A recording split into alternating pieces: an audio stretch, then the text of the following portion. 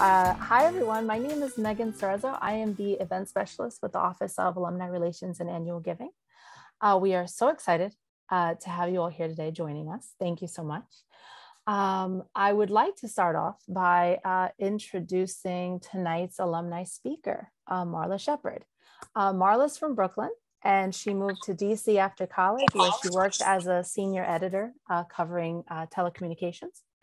She then moved to North Carolina, where she now works for Lenovo North America, and she's been there now for about the last 5 years. Marla, welcome, and you can take over. Hey, thanks, Megan. Thanks very much. Hi, everybody. So, there's only 3 of us thus far, so we're going to be up close and personal from the looks of it. So we don't need to be so formal. But yeah, my name's Marla Shepard. I won't tell you what class, but I've been an alumni for quite some time now. Proud alumni of John Jay College, New York native. And yeah, I left after college just because I wanted to get out of the city and explore some other options. Let me go ahead and advance to the next slide. Just to give you a little bit details about me. So currently what I do at Lenovo, my role is team lead. So basically what I do as team lead, I do like a lot of coaching. I do a lot of training. I do a lot of mediation between my team and other teams, between my reps and customers. So lots and lots of communication, pretty much what I do. A big part of my job is I am the focal for our team that is overseas. So we are based in North America, but I'm over part of the consumer chat sales team. And that's about 50 plus reps. And plus I support the reps that are local here. So who's local here is primarily business sales. And I guess I probably should go back a step and let you know that Lenovo sells computers. Just in case you didn't know, I just realized that I didn't specify that. Fortune 500 company, we sell computers globally. And that's why I'm always careful to say that I work for Lenovo North America. So I'm in computer sales. And over to the right section is just a little bit about my education. So I have a degree in government and public administration with a minor in English. And no, I'm really not using it. And then I have some of my awards and recognition. I won't go down all of them. And some of my volunteer activities, certifications, and things that I like to do in my free time. So since this is such a small group, Megan, if I may kind of like, freestyle it, is that okay? Oh yeah, please. Okay. Go ahead. This is your classroom. Okay. Let's have, it looks like we lost somebody, but let's have folks introduce themselves. I do see that we have Roseanne. Roseanne, do you want to hop in first? Sure. Good evening, everyone. My name is Roseanne Santos. I am the Director of Alumni Engagement, and I'm happy to have Marla with us this evening and thank all of you for being here with us this evening.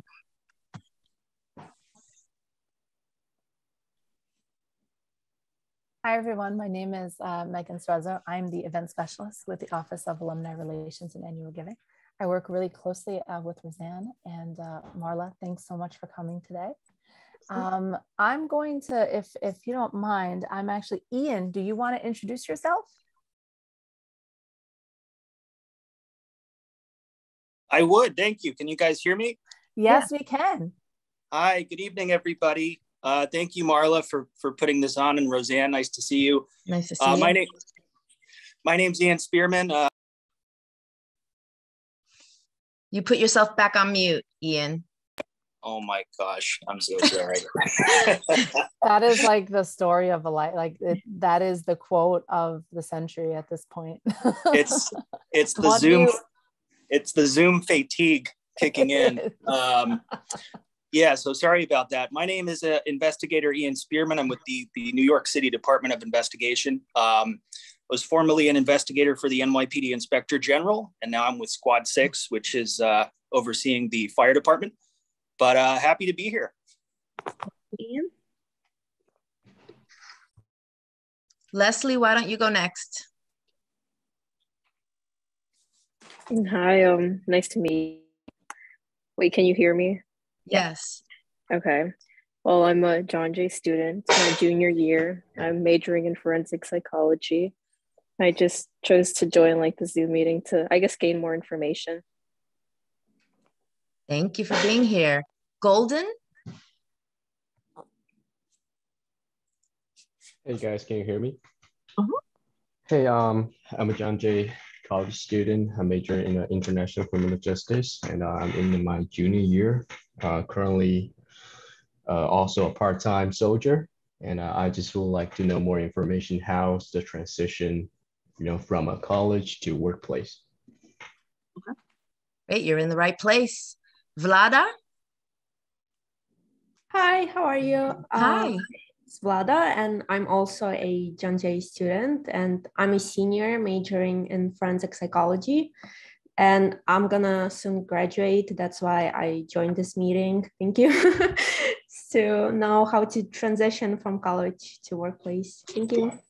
Very nice. So that's everyone, Marla. Back to you. Okay. Yes. All right. Well, welcome everybody to our seniors and juniors, especially. Well, everybody shouldn't say especially, but this is going to be pretty informal because it's a small group. Feel free if you have questions at any time, jump in. We did schedule to have Q&A at the end, but this is such a small group. I don't feel like we necessarily have to wait to the end. So let me just advance to like my final slide. Didn't necessarily want to just give you a resume, so I'm just kind of highlighting, this has been my career path or career journey because it's not necessarily linear. So I did mention earlier that I am not currently working in my degree. At one point when I was studying, I thought that I wanted to go into, government locally in New York City, again, because I'm from Brooklyn, New York. So I thought that I would want to do something with the government. And I've always loved language. So that's why I did the minor in English. But life took me down a different path. The job that I held for the longest amount of time was, I would say, the first one as a senior editor. When I was in DC, I worked for a small newsletter company, and we covered telecommunications and like regulations, very dry stuff, regulatory stuff, for lobbyists and lawmakers, trade groups, that sort of thing. Then I was a customer service rep with Lenovo for a little bit. I'm a social media manager. Like, I freelance. I don't do a ton with that right now, but I still do have that credential and I can do it. It's just that I'm not so active because my primary job keeps me super busy. I've been a quality assurance analyst. So you know how when you call someplace, like say you call like your cable company or whatever, and you hear this call is being recorded. Yeah, that was me. So I was the one to make sure that the rep handled you appropriately and, was friendly and nice and helpful and didn't cuss and things like that. And this leads me to my current role as team lead, which I absolutely love. So I feel that the underlying thread to my entire work history, because I know like when you see it lined up like that, it's like, hey, you're just kind of jumping all over the place, but not really. Communication is the underlying theme of everything that I enjoy and everything that I've done. I am a communicator, right? So Megan and I were speaking prior to the call starting, and we were just talking about how our lives have changed due to COVID. Okay, so part of what I do in my current role is I do like a lot of onboarding and training, like new hire training. Prior to, March 2020, that was always in person. So once COVID first reared its head here in North America, initially we were like, okay, it's in China, like, what's that got to do with us? But I live in RTP, which is Research Triangle Park, and lots of tech companies here and pharmaceuticals. So we work near a company called Biogen. And so Biogen had some folks go to a conference, and when they came back, somebody tested positive COVID. And so that's when we were all just like put on alert. And then one day, like just in the middle of the day, they were like, take everything that you need to work at home for 2 weeks. And here we are nearly 2 years later, and we are still working at home. So all that just to say that we had to find a way to be able to work from home, which meant that not only in our day-to-day responsibilities, onboarding, right? Recruiting, training, stuff that normally was done face-to-face, that stuff had to be done online, right? So I had to find a way to communicate and train and connect with people through this screen. Like, I think it was Ian who mentioned Zoom fatigue. Yeah, that's real. Last year, I did over 400 hours of training. Like I either did it myself or I facilitated. That's a lot of screen time. Right? And in person, I can see you, I can read your mood, your body language. I can tell like, okay, this person's tuning out, this person's into it, this person's tired. You lose a bit of that. So that's all, that's all communication, and that's all stuff that I already had it, because I was doing it in person, but it's just that I had to find a way to translate it online, so that we could be successful. And, thankfully we have been successful. Since we've been at home. Our sales have been pretty good. I'm sure that a lot of you in your work, either you had to buy things to work from home or your employer provided things for you to work from home. So that's the space that we find ourselves in. We provide the technology solutions that equip people to be able to work from home, educate their children or educate themselves, and gaming. Gaming has turned to be a pretty huge space. Gaming, whether it's esports or just casual gaming. Some people game just to have like a social connection. So that's that. All right, so Roseanne, I think you had some questions queued up for me. Like I don't have them in front of me. That's okay. They're right here. I really just wanted you to start with, where you're working, what you're doing specifically for them. I know that you talked about hiring and training. Could you go a little bit more into detail in a way that it can kind of help our students understand what they're walking into? Okay.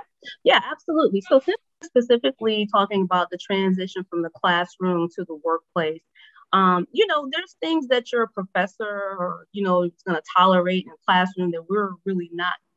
I don't want to say that we don't want to tolerate it, but it's not going to reflect well on you if you were to go into the workplace. So one thing is, I'll definitely say how you present yourself, right? So we're all at home. We get a little casual. We get a little comfy. Like yesterday, a lot of the times when we have meetings, you have to be on camera. However, if it's real early, if it's like 7, 8 in the morning, they're not going to make you on camera.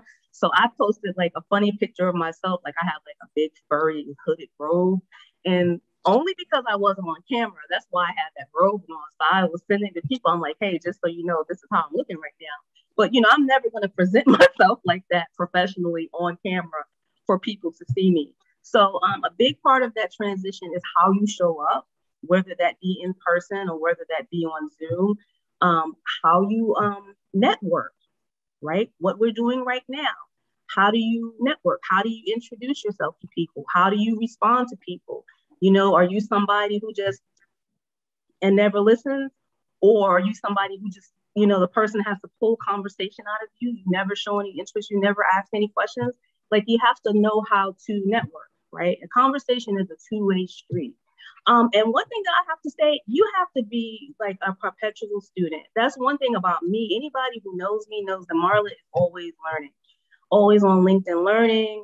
Google has some digital, what do they call it? Digital warehouse or digital something. So I take classes on Google because the way that we work is changing. The knowledge economy is changing. Ian, I think you said you're an investigator. I'm sure your investigative practices, are changing. So you can't just rely on like, oh, hey, okay, I graduated. This is how I was trained and this is the way I'm always going to do it. No, technology changes, everything changes, and you have to be resilient and you have to be able to adapt or you're going to get left behind. Even the way we look for jobs now, right? Say you're looking for a job, like in the olden days, you maybe would look in the want ads, right? But that's not going to get you much these days. You have to be on LinkedIn. You have to be on Facebook. You have to be on like some of these other job boards that I probably don't know about. You have to do a lot of different things that maybe you didn't do 5-10 years ago. If you want to put yourself in a position to be successful in your job search, and then once you get your job in your career. Thank you so much for that. And for mentioning LinkedIn. And because Ian is here, I actually met him on LinkedIn. I just, I'm always looking for John Jay alums. Because I'm always looking for John Jay alums, they come up on my feed.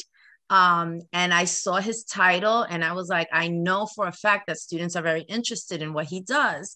And so he was kind enough to respond. And we had a little 20-30 minute conversation. And now next semester, he potentially will do one of what you're doing for me right now. Potentially, he will be able to do something like that for me next, not for me, but for the students next semester. So I'm so glad you brought that up, because oftentimes when I meet students around graduation, I'm like, follow us on LinkedIn. I'm doing a raffle for everyone who follows me in the next 24 hours.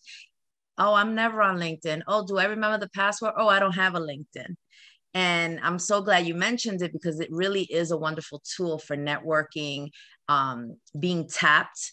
Sometimes once in a while, people will tap you for opportunities on LinkedIn. So you have to always be open. Okay, so speaking of student opportunities, how can students best leverage the college's resources and faculty when thinking about their future in their industry? How did you manage all of that? So I maintained some really good friendships and some mentorships. So like, you all know Dr. Lawrence Kobolinsky? Yes, he retired. When did he retire? Well, he retired right before the pandemic. Oh, okay. I know. I worked for him as an undergrad, and I worked in his office when he was the provost. Like I'm aging myself. So that's how long it's been since I worked for him. And we kept in touch for a long time. Like we reconnected during the reunion earlier this year when he won that award. Like I didn't realize that he had retired.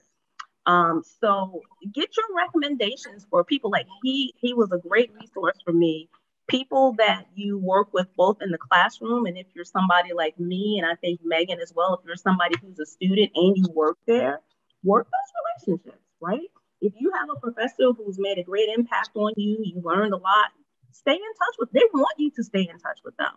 I have friends that I have had for X amount of years that I met through John Jay. Like you never know where life will take you. And your friend maybe can get you in a door. Maybe you can get your friend in the door that maybe you wouldn't otherwise have had access to.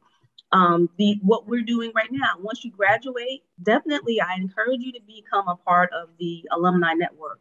It was hard for me because I did move away.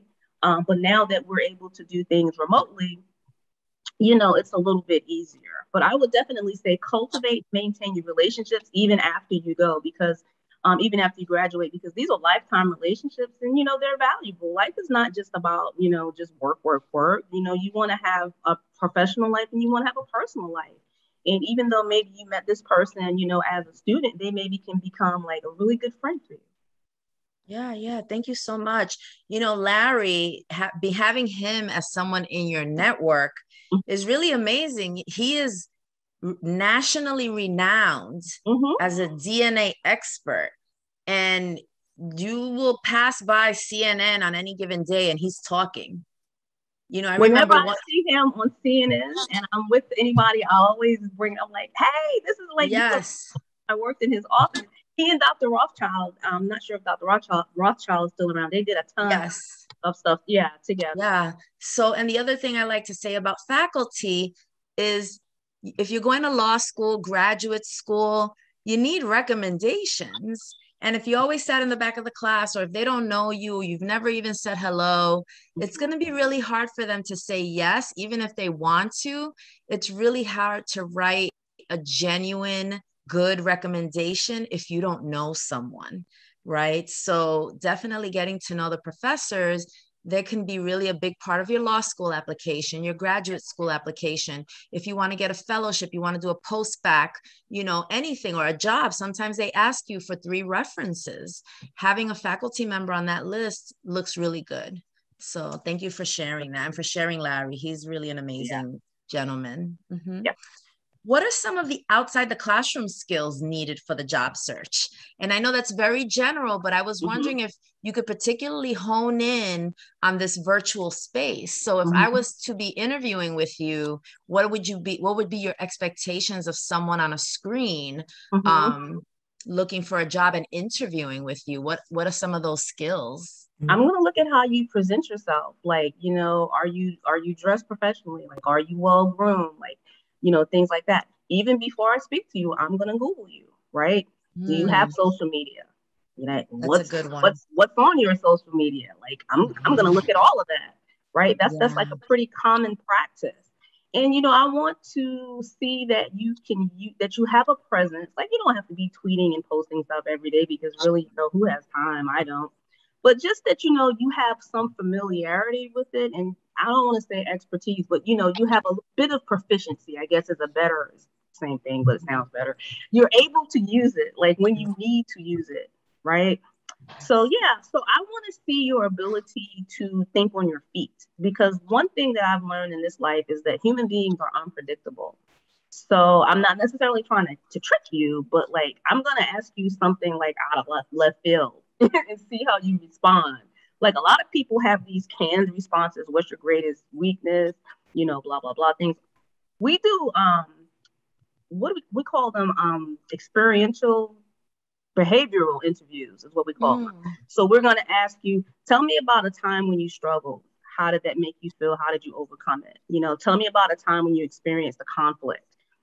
Things that force you to think and really respond, and not just to rely on something that you probably rehearsed with somebody. Like hopefully you prepare, like all of us like to prepare, but I don't want you to be so canned. I want to know who you are. So that brings me to the other thing I'm looking at, authenticity. Like, are you a genuine person? We can train you on anything. Like, we train people on the sales process. We certainly do product training because we have a ton of products and the catalog is constantly training. If you're willing, right, and if you're open and coachable, I can train you on anything. But are you a genuine person? Are you an honest person? Are you a nice person?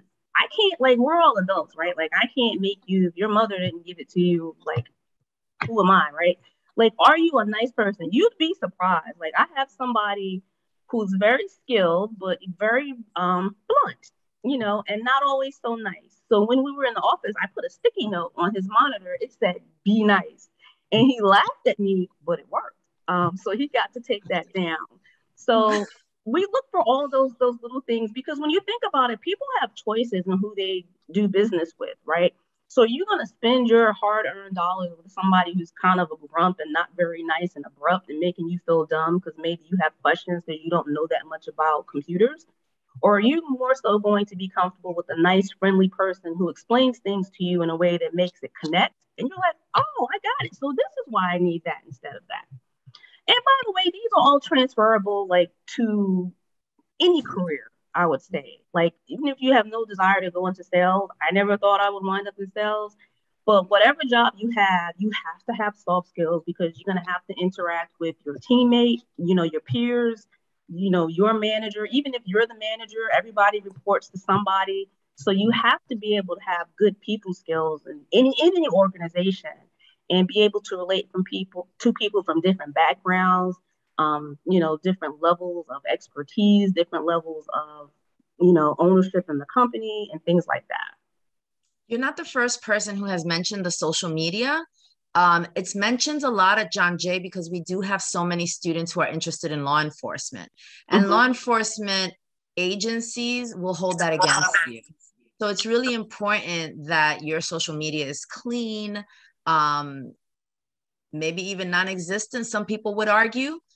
I've heard some folks argue, don't even have it, don't even put yourself in that position, because people will tag you and, maybe post things without your permission. So I've heard that before. And that's been a really interesting one, right? Because social media is particularly during the pandemic, such an important way to connect as well. So that's a really interesting one.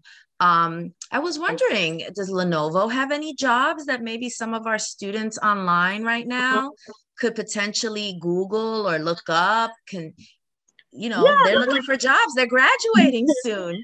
Absolutely. So what I was sharing with Megan before we started letting people in, like, my immediate team is hiring, but it's sales. So I'm like, not sure if you all are interested in going into sales, but Lenovo hires like all over the nation. So anybody who's interested, feel free to connect with me on LinkedIn, shoot me an email. I'll share my email with you before I leave you.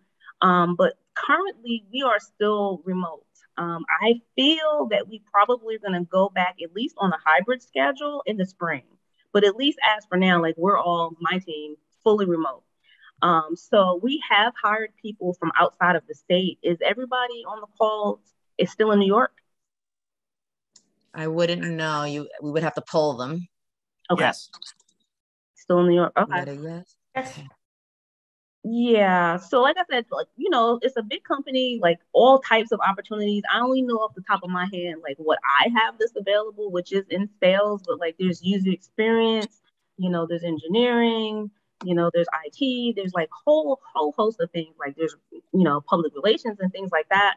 So if anybody is interested, you know, reach out to me. I'm happy to look and like put you in contact with people, you know, if that's something that you're interested in pursuing. But it's a great opportunity because, like I said, it's just so much uncertainty with us returning to the office. I mean, I guess at some point we've got that office space, we need to use it. We're going back eventually, but like I have no idea when that's going to be, to be 100% honest. I was wondering if we can go back to, and then we'll take questions, back to this idea of transitioning from college to work. Mm-hmm. One of the things when we were on campus, before I had this position on campus, I was in student affairs for most of my time at John Jay for 7 years, and I've been in this position for 3. And one of the things that I always loved around October, students are picking up their diplomas. Yeah. And I am lucky enough that I've had so much interaction with students that they come by my office and they're like, look what I got. And I'm like, well, how is it? How's it going? Oh, it's so much easier to be here. You guys were telling us, you guys are right. The world is so much harder. Right. And so I guess I want to see if we can dive a little deeper into, okay, you have this degree. Mm-hmm. What has to happen next? Not just with the job, but maybe what are some of the expectations? Maybe do we have to tone some of them down once we graduate? I don't know, but I was wondering if you had I do have some insight, but you're the star of the show. So I want to know if you have any insights. And I know that there's a lot of interest in the tech field in John Jay through cyber. Mm-hmm. We have a computer science degree. We have a digital forensics and cybersecurity master's degree. What can our students expect in that transition? I will say that a degree pretty much is a launching pad. Like, it's definitely not like, oh, I got my bachelor's, oh, I got my master's, I'm done. Nope, you're not done. You're never done. It's a launching pad. It's going to open doors because there's some places that won't even look at your resume twice. Like, you're going to go straight to the trash. I'm being perfectly honest, if you don't have that degree. So it's going to get you in the door. It's going to launch you, but you still have to commit to always training, always learning. You're gonna get trained on, any job is gonna train you, right? Like, they're not just gonna like, here, if you're hired, go do it. You're gonna get on the job training, but you're also going to have to commit to training yourself on your own. So maybe there's something that you do regularly that they don't necessarily break it down to you in every little step for you to get comfortable, for you to be able to excel. Okay, maybe you need to go do some training on your own. The thing about college is it's pretty prescribed, right? You have a professor, they give you a syllabus, they require you to read these books, they test you, they quiz you, you have a fine. There's none of that per se in the workplace, right? So, maybe my manager doesn't tell me, hey, Marla, you need to do, read these books, read these papers and report to me. But you better believe she's expecting that when she asks me questions about X, Y, and Z, I can answer it. Right? Or if we need to be in a meeting with a VP of sales and they want to know, like, why didn't you all perform any better over, Cyber 5? Like, I better be able to go figure it out and be able to string some sentences together, intelligently to explain, whatever it is that's being asked of me. So I don't necessarily say that college is easier, but it's just that it's different, right? College is academic. So it's kind of artificial. I mean, there's no kind of, it is artificial because it's not the real world. And the real world is not necessarily harder. It's just that there's real life consequences, right? So I hope that explains it. I kind of feel like I'm rambling. It sounds like you're saying we have to take more initiative, on campus. More initiative. Oh, Leslie, she said it sounds intimidating. Listen, the reality is it's not. It's not. Most people are actually quite nice, and it's not. This is why we're here, right? We can continue to have these conversations after tonight to get you ready so that you don't feel intimidated. And I think one of the things I just wanted to add something. It's not my goal to intimidate anybody, but like, I'm a straight shooter. I'm gonna give it to you straight. And one thing that I always tell everybody, like, I do mentor some people, you are in charge of your own career. So I think it was Leslie you may be fine, right? You may be even Steven. You're not great. You're not horrible. You're right there in the middle. But do you want to be in the middle? You don't want to be in the middle. In our environment, we get commissions, right? So if you're in the middle, if you're hitting 100%, you're going to be fine. You know, we're not going to be on anybody's radar. But guess what? If you're at 125%, you get a higher payout. And so say nix the sales environment, right? If you're just in, some other type of business, a manager is going to look at the performance of somebody who is self-motivated, and I don't have to hold your hand. This person delivers. I don't even have to second guess it. I'm like, look, I'm going to tell Keturah I need X, Y, and Z. She's got it. As opposed to me having to give it to somebody else. And it's like, oh my God, I got to go full CSI, make sure all the, the I's are, I have people like that. All the I's are dotted, all the T's are crossed, right? So, you have to treat everybody the same. But there are people that I know, like, I can hand this to him and he's perfection. I don't even have to second guess it. But it's like, oh, if I give it to this person, I better fact check it. I better make sure that he did it. And it's not that you're going to penalize anybody, make anybody feel bad. You're not trying to. It's just a fact. It's just performance, right? You have to take pride in your performance. You have to take pride in your reputation. Yes. So hopefully that makes you feel a little better, because it's not really intimidating. Because if you're the kind of person like, hey, I just want to punch a clock, I just want to collect a check, that's your right. No one is going to tell you that you have to do anything else. If you're just a person like, look, I'm just working, paying my bills, hey, there's a place for that, right? But if you want a little bit more, if you want to make more money, if you want to have more job satisfaction, yeah, there are, certain things that go along with that. And not only that, it's really important how people talk about you when you are not in the room. Absolutely. Right. So obviously we don't know the people that Marla works with, but if someone asks for a recommendation and they mention the person who's kind of on the slacker side, she admitted she's going to be honest and she's going to be a straight shooter, because that could matter to her reputation. If she puts someone forward and says they're great when they're really not, they're never going to come back to her for a recommendation. So it's really important that we do our best. We put our best foot forward, because we want people to talk about us when we're not in the room in a way that gets us promoted, that gets us accolades. There's no shame in being celebrated for your accomplishments and the wonderful things you're doing. And Leslie, you said you're starting an internship in January. First of all, congratulations.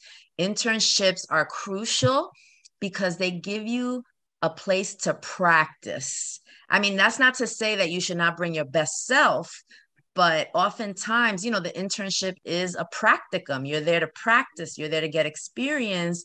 And if it's a place you really like, they might actually hire you permanently after you graduate. So it's really important to maintain those relationships. A lot of people do get hired from internships. Sometimes we have them. So yeah, I mean, again, it's a way in. And say you decide that, hey, I like this place, I want to work here. They already know you. That's right. Even when you get the interview, you're not coming in cold. You're like a known entity. Like they're like, oh wow, she was always on time. She was, smart. She was friendly. She was sharp. She knew what she was doing. She ramped up pretty quickly. That's a big thing. Like how quickly, you catch on to things. Yeah, all that stuff is important. But don't be nervous. Just know what you want out of life. I mean, that's just the nature of life, right? You have to decide what you want and go for it. And what I want is not what you want, right? We're different people, different ages, different backgrounds, different expectations. But just know what you want and figure out what it takes to get it, and you'll be just fine. Does anybody have any questions that they want to ask Marla? She would love to hear them and help you. Just feel free to unmute. Don't be shy. We're just having a conversation.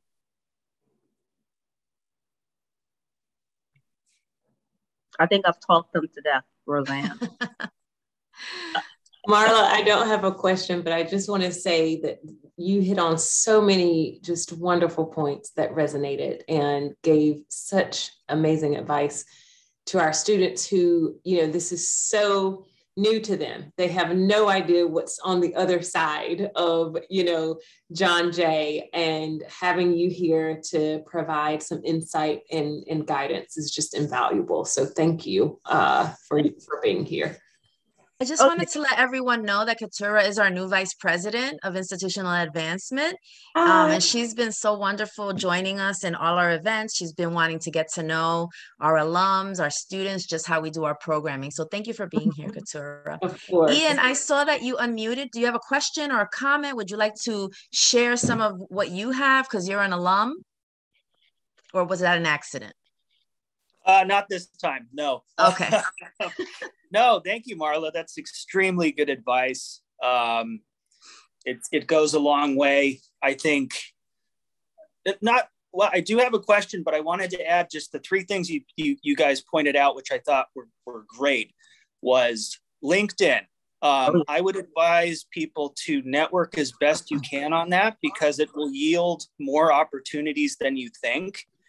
And a lot of LinkedIn is actually information sharing eventually, which in law enforcement, I can say with experience, information sharing between your colleagues, between state and federal law enforcement agencies is paramount. It's life-saving in some instances. So I would really heavily utilize that. I don't know what the average age of the students in here are, but it may be that they're more active on social media.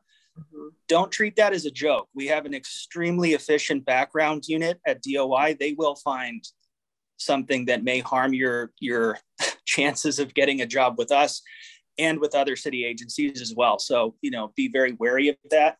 And the third is training, which you mentioned, very important. You can get training while you're in school, while you're outside of school. For those of you who are thinking of going into law enforcement, you can become certified as a peace officer through the Department of State and Public Safety on your own dime. A lot of places, strangely enough, especially the Department of Justice, they want you to come in with a firearms license from the get-go. They're not going to train you. So you can get that from the Department of Public Safety in the state. But Marla, my question to you is when I graduated, I was at John Jay for my master's in 2018. And I finished and I started applying to multiple police departments, multiple federal agencies. And, a lot of times you don't hear back once you apply. And, I interview interns for DOI. And if they don't get it, I will still email them and say, hey, you didn't get it this time, please apply for the next intake.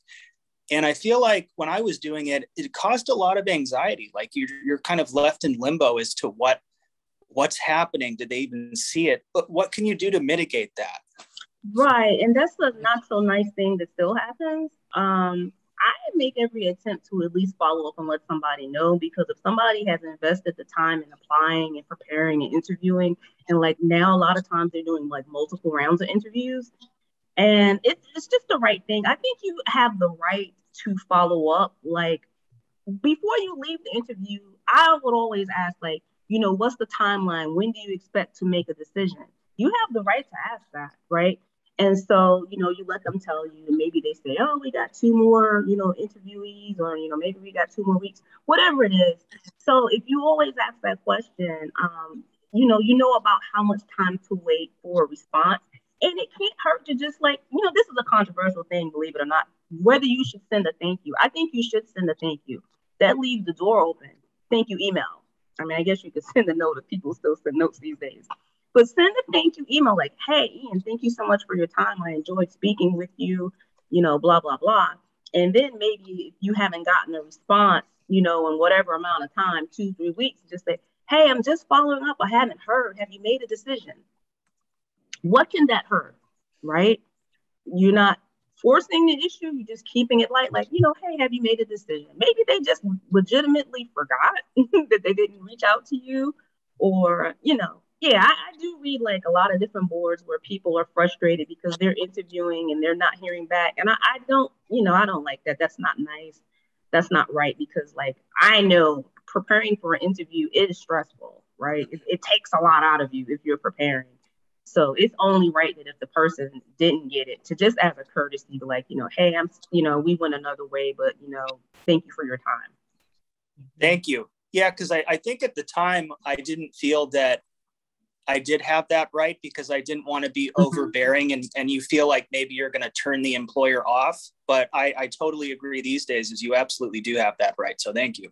Yeah, you will. And please, like, everybody make a mental note. Always ask that. Like, you don't want to be in an interview and don't have any questions, but, make that maybe your last one. Like, hey, when did you expect to make a decision?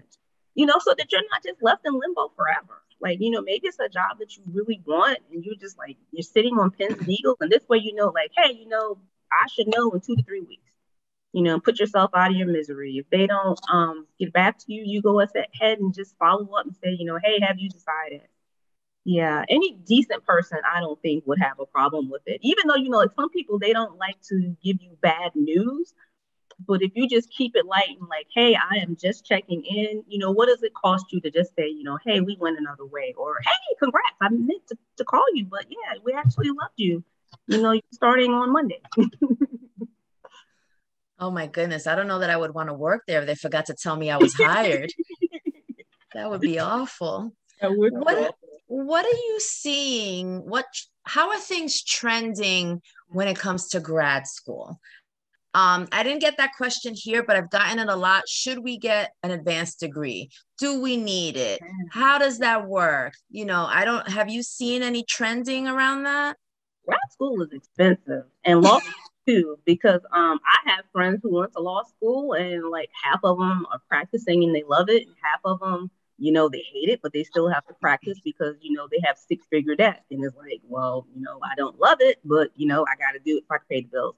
It really depends, right? Like if you're going into some technical professional field, then yeah, you need it.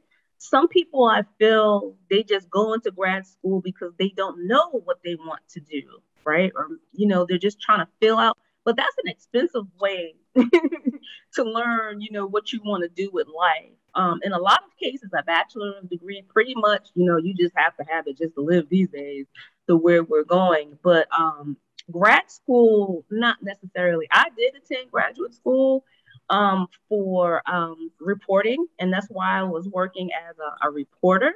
But full disclosure, I do kind of regret it because I completed undergrad with 0 debt, then I racked up debt in grad school. And I mean, I suppose it gave me a bit of a leg up, but I didn't really, University of Maryland, College Park, I really didn't need to go. I just was trying to get out of New York and do something else.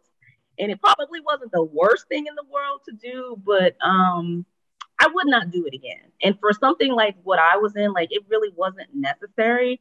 But if you were to be in law enforcement, probably if you want to be some kind of scientist, if you want to be a lawyer, or even when you're talking about these technical fields, computer science, like definitely something like computer science, like for sure, like those folks need to have it.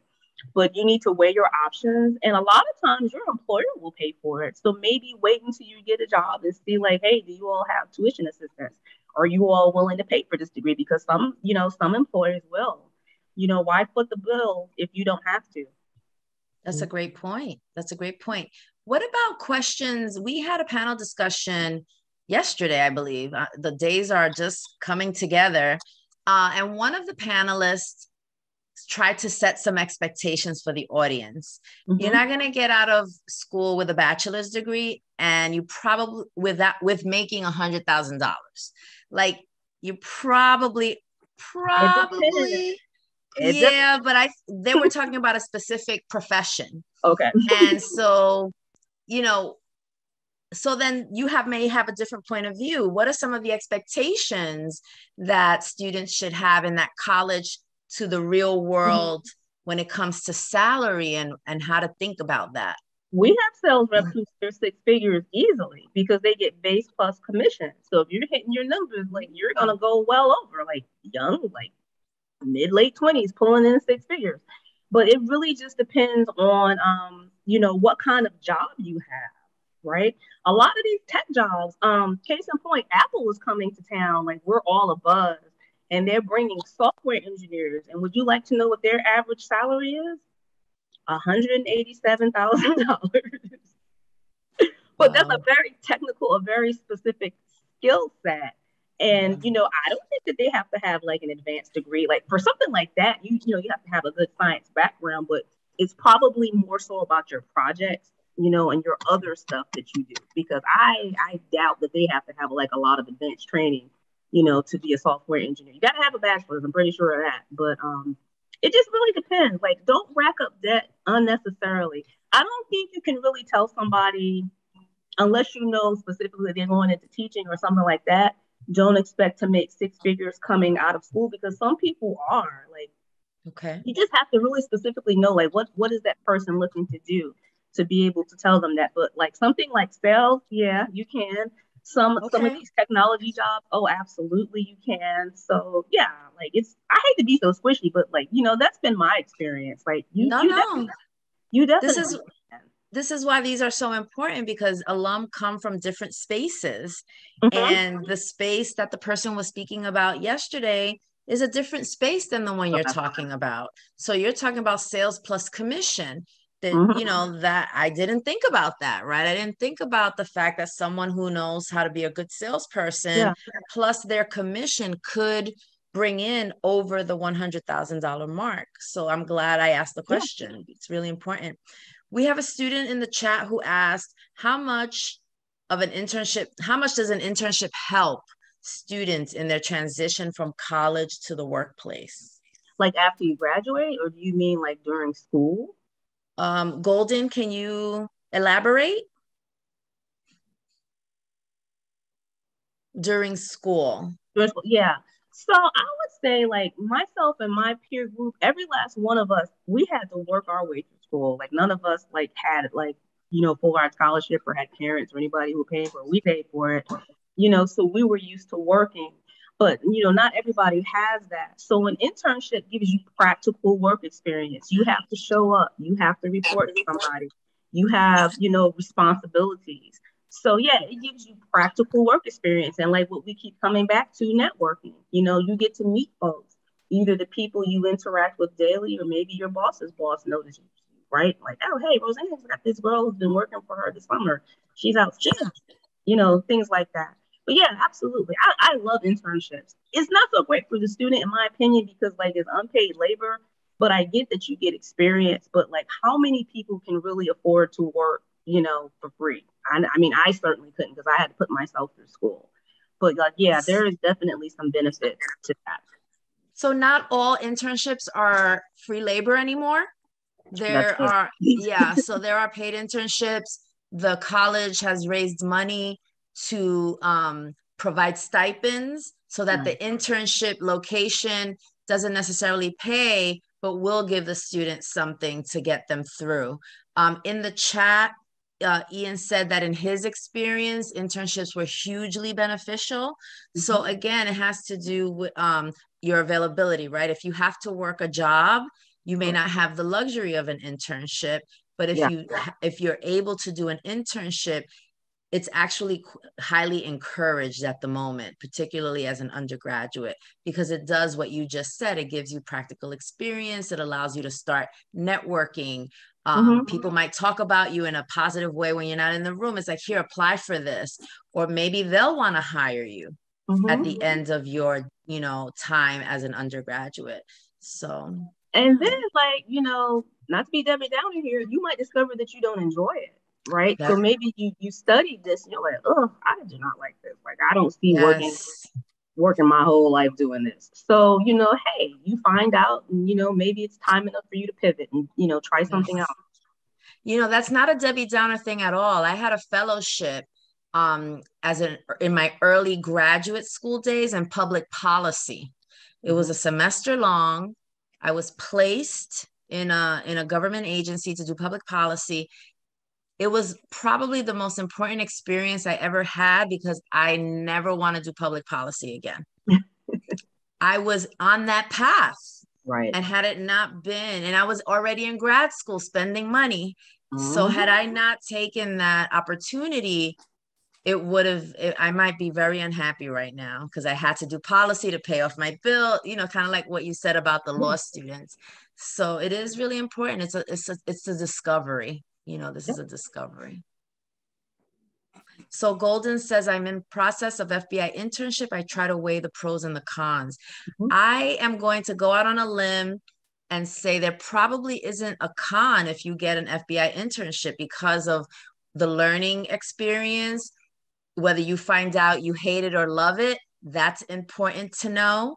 The connections, and even though it's law enforcement, you probably will learn other very important soft skills like the communication, the relationship building, teamwork. I mean, I'm assuming that most law enforcement is a team. If you're investigating, if you're doing big cases, all of that is very important. So, Roseanne, I think yes, ma'am. Golden also wanted to know earlier if Marla could speak to the specific internship that you had as a student. Oh my God, that was 100 years ago. So when I worked for Dr. Kobolinsky that wasn't really like an internship. Like I worked like in city agencies, like basically go for work. Like I don't want to glamorize it. It was go for work. It wasn't like policy like what Roseanne is, because I was undergrad. Like I wasn't a grad student at the time. So, pretty much probably what nobody else wanted to do. But in that, you got exposed to, different people and like, hey, this is what this person's day look like, and this is what they have to know. But yeah, like I don't want to glamorize it. It was extremely low level stuff. I do want to say also that right now the Career Center is working on making sure internships are not that anymore, that they're not just gophering or filing or reorganizing an office, that they really are high quality experiences that the student can really put on their resume as experience. So I happen to know that that's something that's been really important for the folks working in the Career Center and in undergraduate affairs. So if I could chime in, we're working on getting our internship program at DOI up and running. And just to speak to what Roseanne said, when you guys come in, we throw you in the deep end big time. We put you on significant cases. If it's safe and there's not a danger of any violence, you're definitely on surveillance, and covert operations with us. So that we pride ourselves on that. We hope to get it up and running. If you guys are interested in the future, please apply. Roseanne has the details, but we really want to expose our men and women to the real stuff. So that's amazing. Yeah. Thank you for sharing that. Yeah. So Marla, we have about 5 minutes, 6 minutes. Do you have any parting words of wisdom for our audience? I would just say find your passion, because like one thing that I've noticed, people don't tend to stay in a job for very long these days. Like people average about 2 to 3 years. Like there's no more working someplace for 5, 10, 15 years, which is fun. A lot of people are turning towards entrepreneurship, which is fantastic. But I would say find something that you're passionate about, because no matter how long you stay in a role, most of us, you're going to be working for the majority of your adult life. And if it's not something that you're passionate about, not something that you enjoy, it becomes drudgery. Like you just, I gotta go to work. I love my job. I kind of stumbled into it. I love my job. I love the people that I work with. It's constantly changing. It's challenging. Since we've been at home, like the hours are insane. And some of it is voluntary. It's not like anybody's forcing me. Like I had my first meeting at 8:30. Once I wrap with you guys, I'm going to hop back in, for a couple more hours just to make sure that, everything is the way it's supposed to be. But if I didn't enjoy my job, I would just be so dreading my days, and I have a few more years to work because, I'm not independently wealthy and I haven't hit Powerball yet. So it's important that you enjoy what you do so that you're good at it, so that it's rewarding and you're not an unhappy person for the majority of your adult life. Yes. We spend over a third of our day at a place of work. So it actually is really important that you make meaningful friendships at work, that you enjoy what you do, that you take breaks, right? All of that, because we spend, I think it's the last time I read the data from the Bureau of Labor Statistics, it was something like 8.6 hours a day. Right? So that's a little over a third. If we're lucky, we're spending another third with people we love. And if we're lucky, we're spending the other third asleep. We know that life is not quite that skewed, but, you know, we want to have healthy spaces in all of our compartments, right? We have all these different things going on. Well, thank you so much, Marla. It has been an absolute pleasure talking to you. I am so happy that I was connected to you several months ago. We've had this on the calendar for months, and I'm so glad that you were still available. You know, we are at service, you know, in service to you as well. If there's anything I can ever do for you, please do not hesitate to contact me. Leslie, Golden, Vlada, Ian, thank you so much for being here with me and my colleagues and with fellow alum this evening. You will all be alums, Leslie, Golden, and Vlada. You know, one day you will do something like this for me. You will come in and you will share your expertise with students who are like you in the future. And I hope you will really take that seriously because, you know, we value our alum. You know, Megan will tell you, I always say you can spend an hour anywhere. And I'm grateful to you that you have chosen to spend it with us. So thank you so much. Have a happy holiday season. Be well and be safe.